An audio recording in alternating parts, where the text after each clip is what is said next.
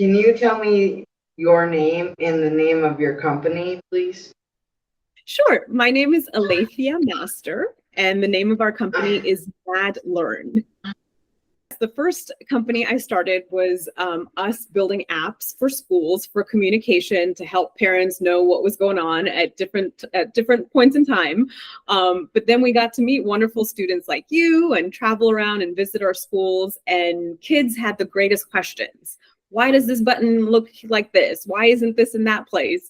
And we came back and we put our heads together and we said, guys, we need to not be the ones making the apps. We need to teach the kids how to do this and create a system, create a platform that is teaching students how to make mobile apps. So that's where MadLearn came from. And Mad is app development. So that's where the idea came from. It came from amazing young minds like you. What's your favorite part about being the CEO for MadLearn?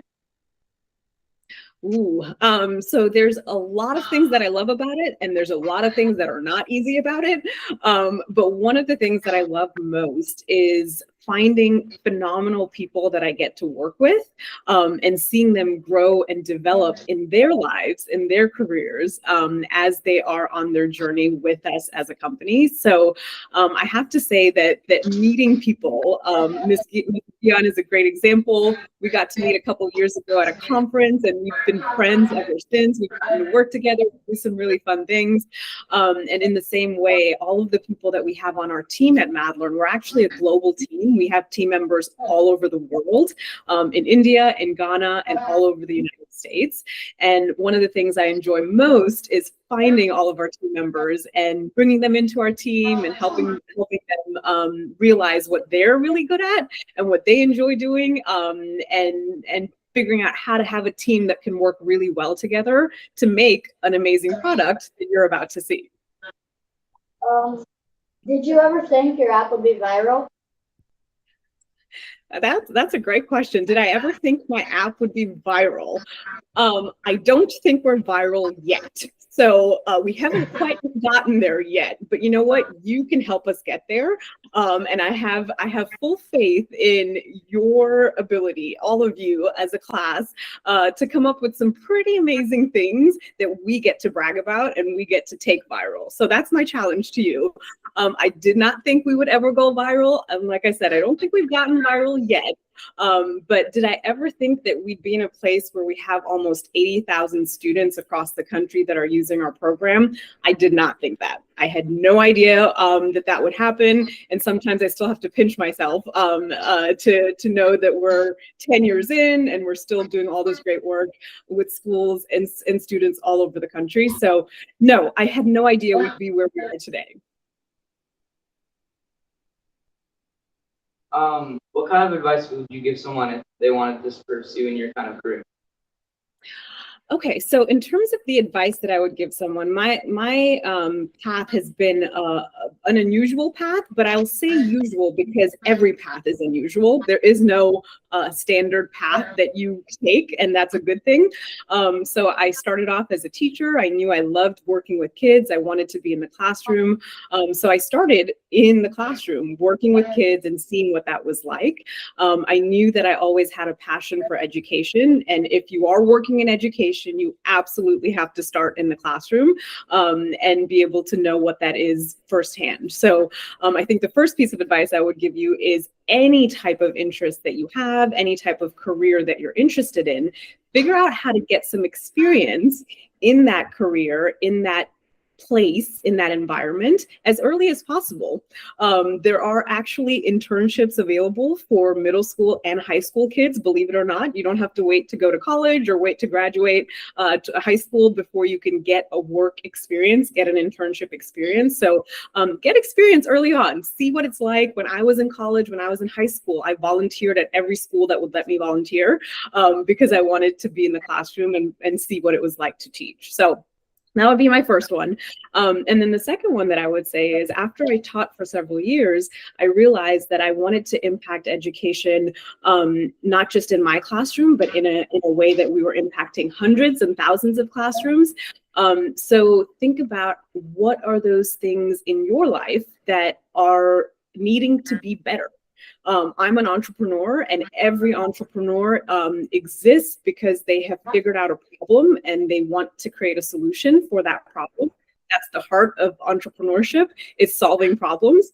So the more you can think about a better way, an easier way, a quicker way, a solution to a problem, that is a business idea. And that's something that you can bring to the world. So How did you come up with your app ideas?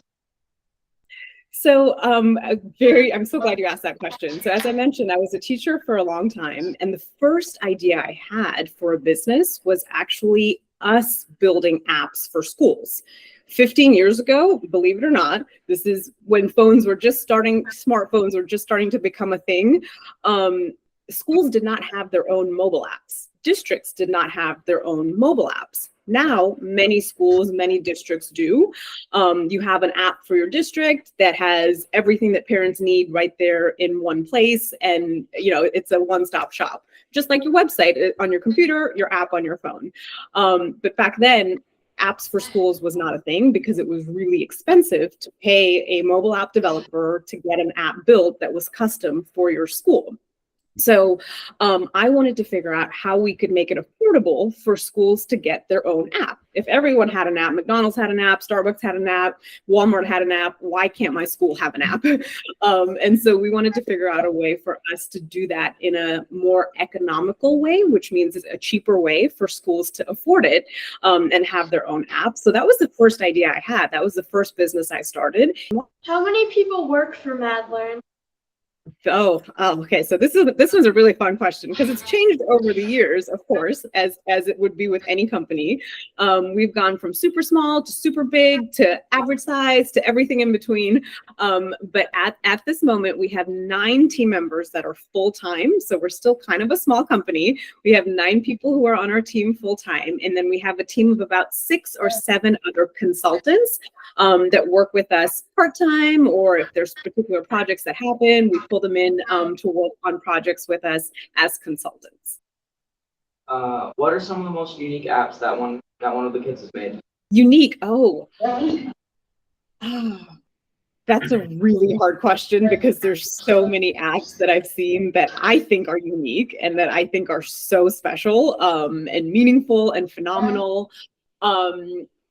I'll brag on a couple, but this is by no means an exhaustive list. This is just a few that I've seen that I really love. So a kindergarten class in Atlanta, Georgia, actually, they developed an app. Now, we're not meant for kindergarten. Our program is not a kindergarten tool, but they did it as a class project, and the teachers helped the kids build this app. But they built this app called ABC Come Play With Me. And the reason that they built this app, and I'll tell you what it is in a second, but the reason that they built this app is because this particular school works with several children in the Atlanta area who are homeless, and they don't necessarily have a school to go to every day, and they're not receiving a formal education. And they work with these kids, and they wanted to figure out a way. They realized that these kids don't have a computer or Wi-Fi at home, but they do have access to a phone. So they wanted to make an app that is helping to teach other kids the ABCs, teach the alphabet in a really fun and engaging way through an app that they developed. So it's called ABC Come Play With Me. And it's on our Mad store. It's actually a published app, but it teaches you all of the letters of the English alphabet. It has pictures of the letters with really fun, unique images that the kids or they drew. They have videos that they made to pronounce certain phrases and certain sounds.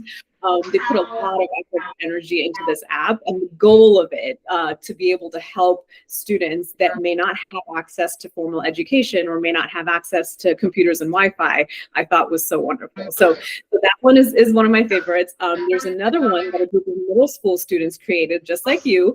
So this was created by a team of middle school students, and it's called Online Mom. And this one is also one of my favorites because these girls realized that they saw a problem either in their own lives or in the lives of their peers. The problem that they saw is that single dads, they said, and they said this in their app, they said single dads need a little bit more support raising their daughters. And they said there's some stuff that single dads just don't know and they need some more help. And so they made Online Mom to help support single dads. And so the app has information based on the age of the child, different hairstyles that the dads could do, different types of clothing and outfits, how to talk to their daughters about, all kinds of things that they would need to talk about. So that's absolutely a unique one that I have seen as well that I wanted to mention. What kind of entrepreneur are you? Well, I like to call myself an edupreneur, which is a combination of two words, an educator and an entrepreneur, because I am an educator and I'm also an entrepreneur, and specifically the work that I do and the innovations that we build are in education. So I'm an edupreneur. Do you have a favorite part about the app? Is there a reason why it's your favorite part? Yeah, so one of my favorite things about our program is the fact that we have design thinking that is embedded into the platform. So design thinking is a set of skills. All of you are going to experience it. You're in a makerspace. You've talked about the engineering design process or design thinking. We actually have all of those different steps of the process embedded into our platform. So when you log in, you'll see once you start your app, there's a module for ideation, for planning, for designing, for building, for testing, and for launching. So all 6 of those steps are in the product for you to experience. And that's something that I really love, because a lot of times we think, we got to make something, whatever it is, we go right into building it. But building does not happen unless the idea happens first and the planning happens first. And all of these things have to happen before we get to build. And after you're done building, your work doesn't stop there. You constantly make it better based on the feedback that you get, the ideas that you receive from people. When you see somebody use your product and you're like, wow, that's not what I thought it was going to be. Let's change that around. So you constantly are making it better, even after you've built your first version. So definitely the whole process is what I love about our product. What was your biggest inspiration when creating Madlearn and why? You guys were students just like you. I kid you not, I have met hundreds of phenomenal students like yourself all over the country, and I'm always inspired by the great ideas that you have, the great things that you come up with, and the questions that you have. And that's what inspired us to want to figure out how to create a product that helps you build more.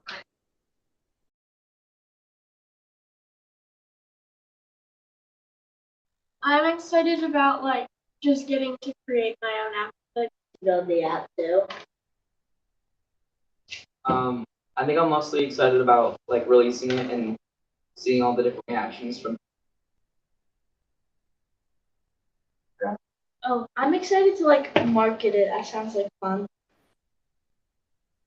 I love it. So let me just, I'll jump on that. So I told them that we're going to expand this project a little bit. We're going to do kind of a Shark Tank presentation at the end at our local school. So we'll have the 2 teams trying to market and sell their app and see which one gets the better feedback.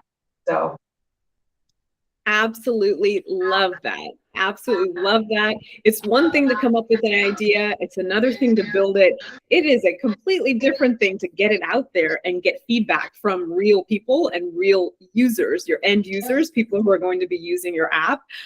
So I'm thrilled to hear that there's going to be a Shark Tank and you'll get feedback from the community. That's amazing. And any of our friends at OCs or model schools, you're welcome to come up for that and be part of our cohort. Definitely count us in. That sounds like a lot of fun.